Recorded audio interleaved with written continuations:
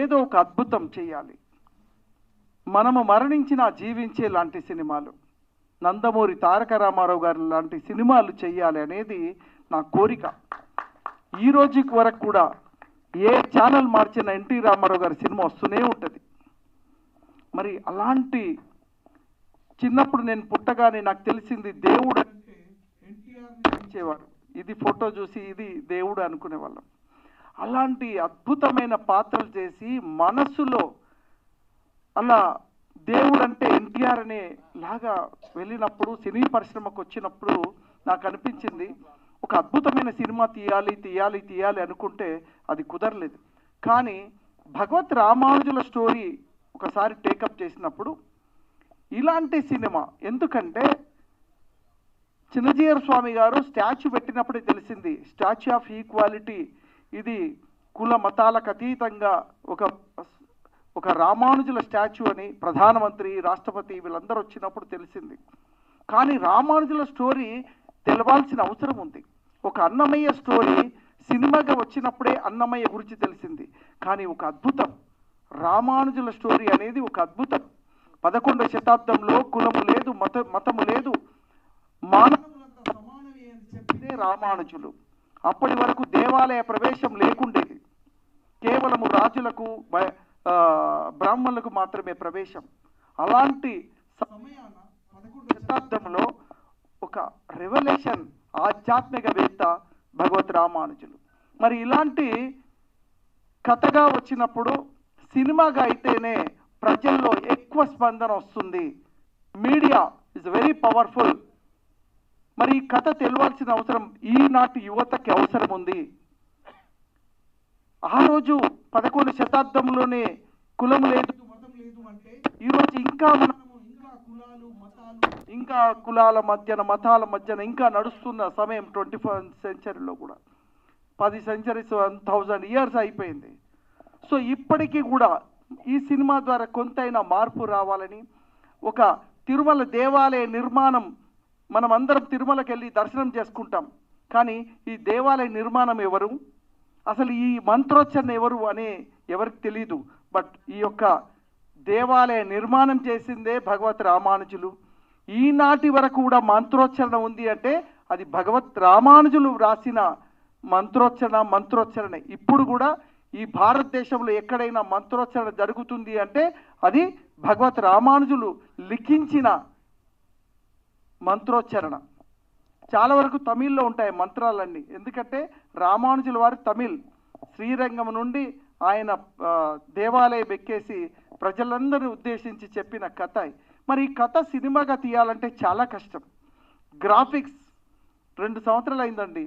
నేను వ్యాపారాలన్నీ పక్క పెట్టి 24 గంటలు సినిమా సినిమా సినిమా పిచ్చి వాళ్ళలాగా అయిపోయింది. ఈ సినిమా చేయాలి అంటే 24 గంటలు డే అండ్ నైట్ దాదాపు 90 మంది టీం పనిచేశారు. విఎఫ్ఎక్స్ డైరెక్టర్గా హర్ష, ఆయన 15 ఏళ్ల క్రితమే సినిమా డైరెక్టర్గా ఉన్నప్పుడు హర్షని తీసుకొచ్చి నేను విఎఫ్ఎక్స్ డైరెక్టర్గా పెట్టి 90 మందితో కోఆర్డినేషన్ చేసినప్పుడు ఇలాంటి గ్రాఫిక్స్, ఎందుకంటే ఈరోజు సినిమా చూడాలంటే జనాలకి ఎక్స్పెక్టేషన్ చాలా పెరిగిపోయింది. రాజుల చరిత్రలు ఎన్నొచ్చినా కూడా బాహుబలి అనే రాజు ఒక చరిత్ర తీసినప్పుడు ఆ గ్రాఫిక్స్ కానీ ఆ ఎక్స్ట్రాడనరీ వాడిన ఎక్విప్మెంట్స్ తోటి సినిమా బ్లాక్ బస్టర్ హిట్ కొట్టింది.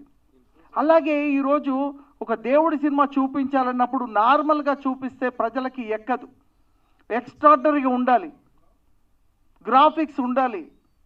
సో ఇవన్నీ ఉండాలనే ఉద్దేశంలో 2 సంవత్సరాలండి ఎంత హెవీ బడ్జెట్ తోటి, ఒకే భాష కాదు, ఇది ప్రపంచం. ఎందుకంటే మా హీరో ప్రపంచవ్యాప్తంగా తెలిసిన హీరో భగవత్ రామానుజులు.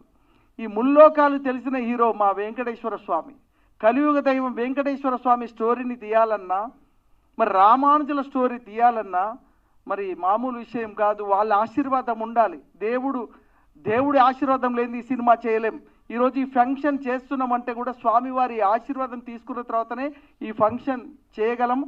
ఈ ఫంక్షన్కి రావాలంటే కూడా స్వామివారి ఆశీర్వాదమే ఉండాలి. ఈరోజు వచ్చిన వాళ్ళందరికీ దేవుడి ఆశీర్వాదం ఉందని నేను నమ్ముతూ ఉన్నా. ఎందుకంటే ఇది టోటల్లీ మనం జనరల్గా 1000 సినిమాలు వేరండి, ఈ సినిమా వేరు. ఎంత నిష్టగా ఉంటే కానీ ఈ సినిమా కంప్లీట్ చేయగలిగిన. రామానుజుల మీద చాలామంది సినిమాలు తీశారు, బట్ అవి రిలీజ్కు నోచుకోలేదు. ఎన్నో కారణాలు ఉన్నాయి. బట్ ఈ సినిమాని ఛాలెంజ్గా తీసుకున్నా. ఇది ప్రపంచవ్యాప్తంగా రిలీజ్ చేయాలని కన్నడలో స్టేట్గా చేశాను సినిమా. అక్కడ Vikram Mor fight master, Kantara, KGF fight మాస్టర్తో చేశాను.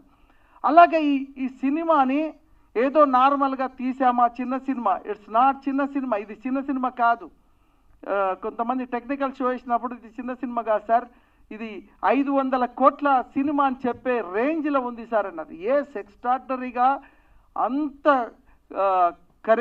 అంటే ఏమంటారు, దీంట్లో ప్రాణం పెట్టేశాం. నా 25 సంవత్సరాలు నా ఎక్స్పీరియన్స్ పెట్టాను ఈ సినిమా జూలై 12 ప్రపంచవ్యాప్తంగా, నాట్ ఓన్లీ తెలుగు, దాదాపు ప్రపంచవ్యాప్తంగా నా ఎక్స్పెక్టేషను 700 నుంచి 1000 థియేటర్లు, అమెరికా కానీ బెంగళూరు, బాంబే, ఇలా అన్నీ చూసుకుంటే దాదాపు 500 నుంచి 700 థియేటర్లు రిలీజ్ చేసే ప్రణాళికతో ముందుకు వెళ్తున్నాను. మరి ఇలాంటి సినిమాను ఆదరించాల్సి అవసరం ఉంది. ఎందుకంటే అన్నమయ్య తర్వాత 20 సంవత్సరాలు అయిపోయింది. అలాంటి ఒక అద్భుతమైన సాంగ్స్తో వస్తున్నాను. ఈరోజు మీరు ఒక్కొక్క పాట, ఈరోజు నేను 2 పాటలు విడుదల చేశాను. మళ్ళీ వారం ఇంకొక 2 పాటలు విడుదల చేయబోతున్నాం. ఈ 2 పాటలు మీరు విన్న తర్వాత ఇంకా ఎక్స్పెక్టేషన్ అడుగుతారు. అందుకోసం ఇంకో 2 పాటల్ని నెక్స్ట్ వారం విడుదల చేయబోతున్నాం. ఒక్కొక్క పాట ఒక ఆణిముత్యం. 100 సంవత్సరాల తర్వాత కూడా ఈ సినిమా, ఈ పాటలు వినేలాగా తయారు చేశానండి. ఏదో సినిమా తీసామా, థియేటర్లు వేసామా, 3 రోజుల్లో, ఇప్పుడైతే 3 రోజుల సినిమాలు, ఏ సినిమా అయినా 3 రోజుల తర్వాత తీసి లోపల పెట్టామా, కాదు. 100 సంవత్సరాలు ఈ సినిమా చూసేలాగా, 100 ఇయర్స్. ఇప్పుడు చూడండి, ఎప్పుడో సీతారాముని కళ్యాణము ఆ సాంగ్స్ ఇప్పుడు వింటున్నాం. ఎప్పుడో ఓం నమో వెంకటేశ సాంగ్ ఈరోజు వింటాం మనం. అలాంటి అద్భుతమైనవి ఎన్టీ రామారావు గారు నటించిన దాంట్లో ఎన్నో పాటలు ఈరోజు కూడా మనం రోజు పాడుకునేలాంటి పాటలు ఉంటాయి. అలాంటి పాటలు చేయాలనే తపనతో చేసిన సినిమా ఇది ఒక లైబ్రరీ అనుకోండి. సినిమా ఇండస్ట్రీకి ఒక లైబ్రరీ ఇస్తున్నాను. దీనికి టోటల్ ఫిలిం ఇండస్ట్రీ నాకు సపోర్ట్ చేయాలి, నాకు కాదు, ఈ సినిమాకి సపోర్ట్ చేయాలి. ఎందుకంటే ఒక చిన్న వ్యక్తినై ఉండి ఒక కొండను ఢీకొనేలాగా సినిమా చేస్తున్నాను.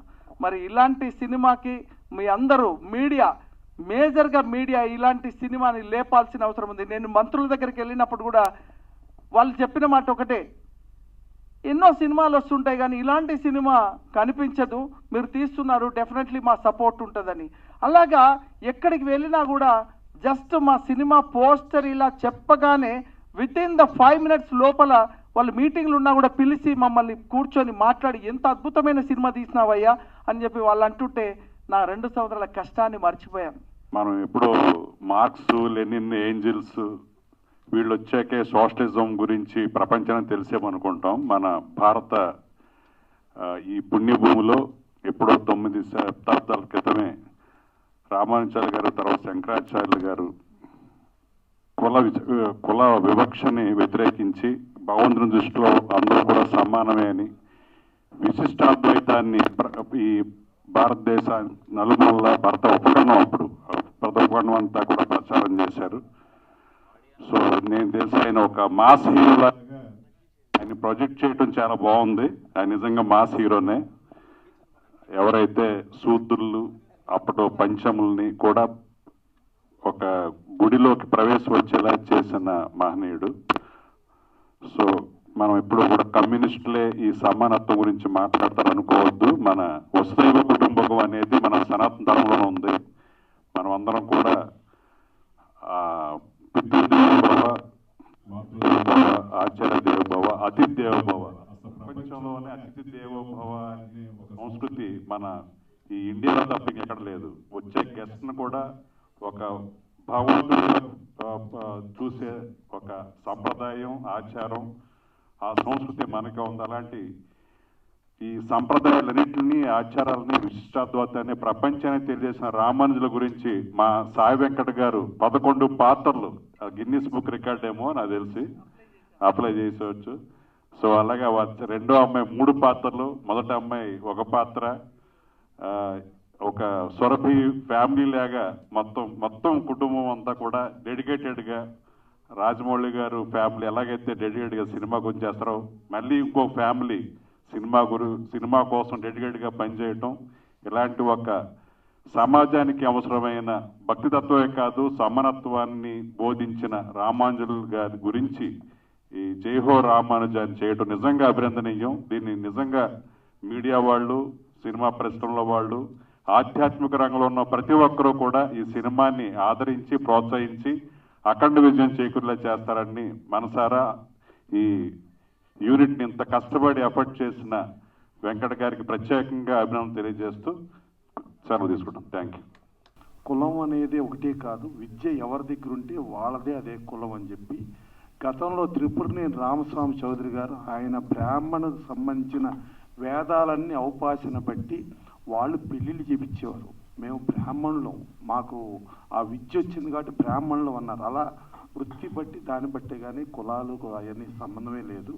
సో దాని మీద మన సాయి వెంకట్ గారు అద్భుతంగా చేశారు. ప్లస్ ఇవాళ ఒక సినిమా తీయాలంటే ఒక ప్రొడ్యూసర్కి కుటుంబం ఎందుకు సినిమా ఫీల్డ్కి వెళ్తే ఆ రిస్క్ అది అదే మాట్లాడే పరిస్థితిలో ఇవాళ కుటుంబం మొత్తం ఏకతాటి పైకి వచ్చి కూతుళ్ళు సాయి ప్రసన్న గారు, ప్రవళిక గారు వాళ్ళు కూడా యాక్ట్ చేస్తూ, అలాగే వైఫ్ హేమలత గారు ప్రెసిడెంట్స్గా ఉండి సాయి వెంకట్ గారితో 11 పాత్రలో జై హో రామానుజ సినిమా చేపించడం మామూలు విషయం కాదు. ఇది మళ్ళా వాళ్ళ సాయి వెంకట్ గారు రాబోయే 50 తరాల వరకు కూడా మా తరం వారు ఇది చేశారు అని చెప్పుకునే రేంజ్లో ఈ సినిమా తీశారు.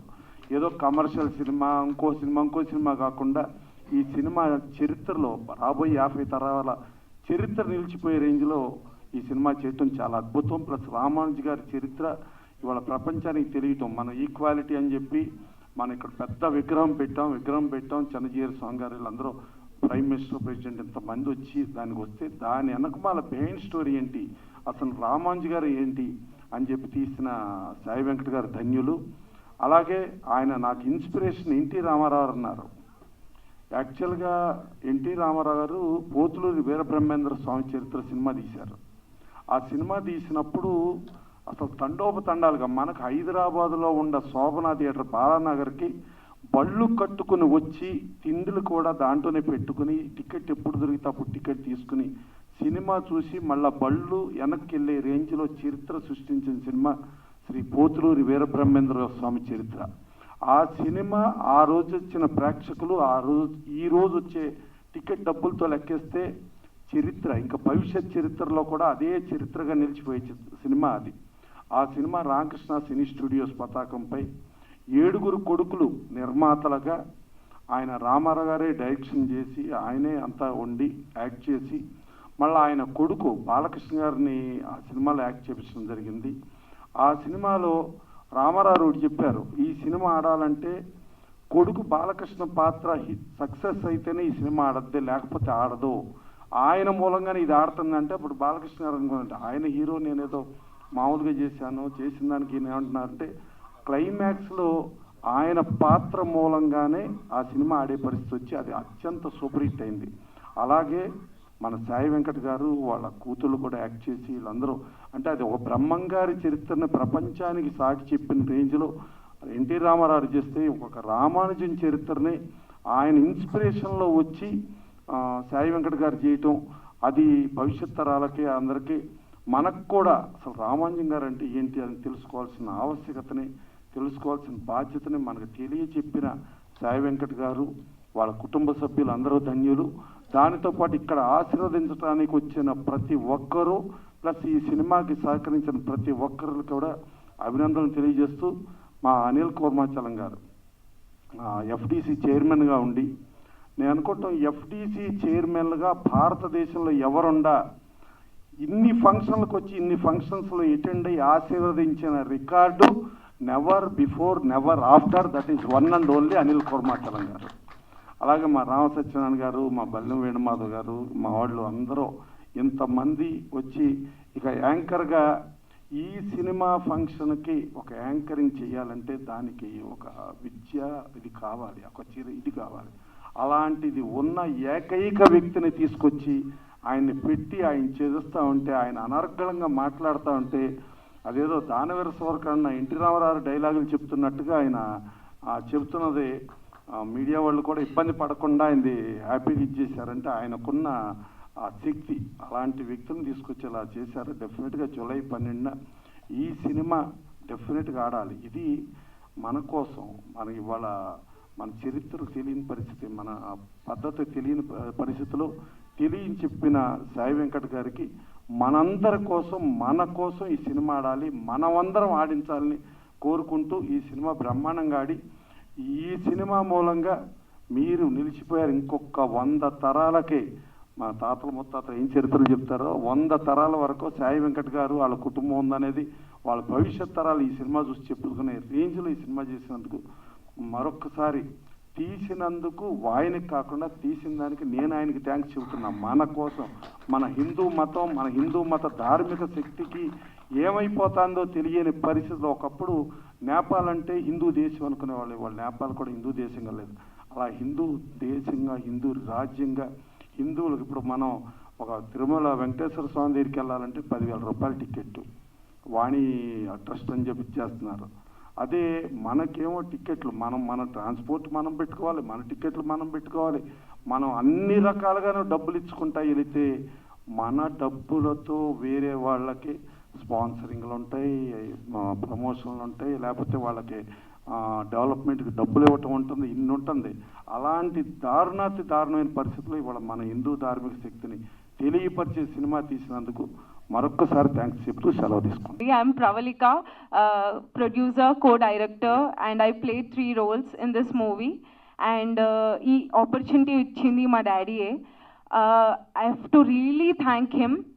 It's an incredible journey. I've learned so much, and there is so much learning experience throughout 2 years. Like it's an incredible journey.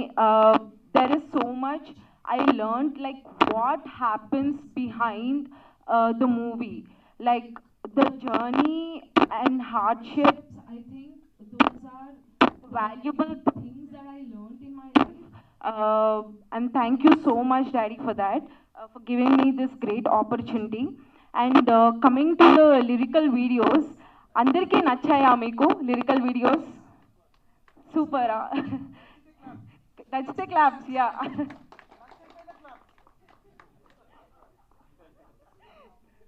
So lyrical, I'm literally waiting for this day. Like eppudu ee songs audience lok veltadi. I'm really waiting for this day. Finally 2 songs got released. I hope everyone liked it. I think in my playlist there is a devotional playlist. I think it's been 15 years since Annamaya and